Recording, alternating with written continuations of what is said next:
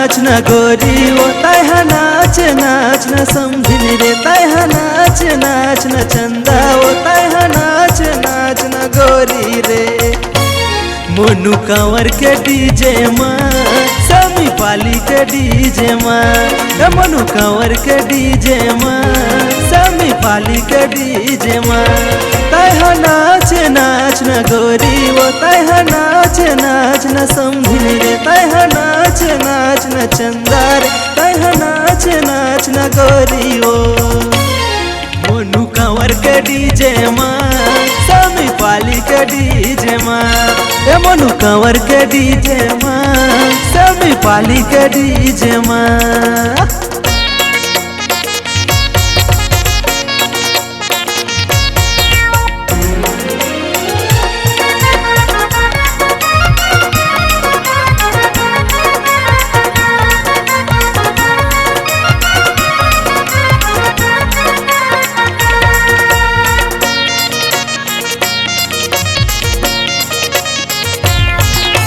DJ वाला भैया DJ चला दे भैंस के साउंड बढ़ा के समझिन दीवानी के मन हरा गे दबारे बल्लू चला दे।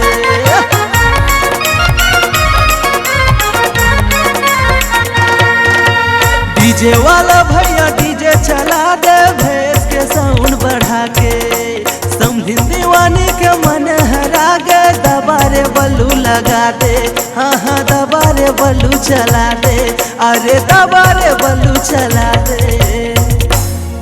मोनू कंवर के डीजे माँ समी पाली के डीजे माँ नवल यादव के गाना माँ मोनू कंवर के डीजे माँ।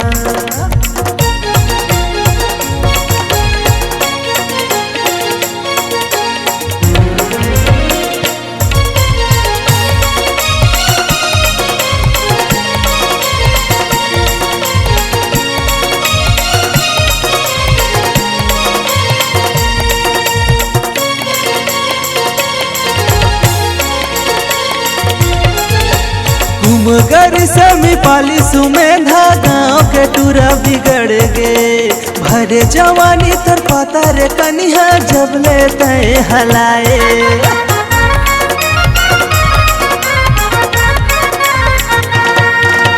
कुमगर समी पाली सुमेधा गाँव के टूरा मोहागे भरे जवानी तर पता रे कनिहा जब ले तय हलाए अरे जब ले तय हलाए अरे जब ले तय हलाए।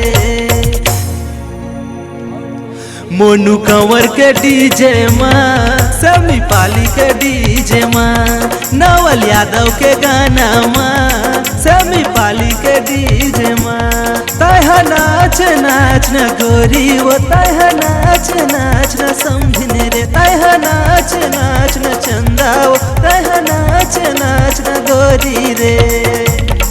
मोनू कंवर के डीजे माँ समी पाली के डीजे माँ मोनू कंवर के डीजे माँ समी पाली के डीजे माँ मोनू कंवर के डीजे माँ समी पाली के डीजे माँ नवल यादव के गाना माँ समी पाली के डीजे माँ।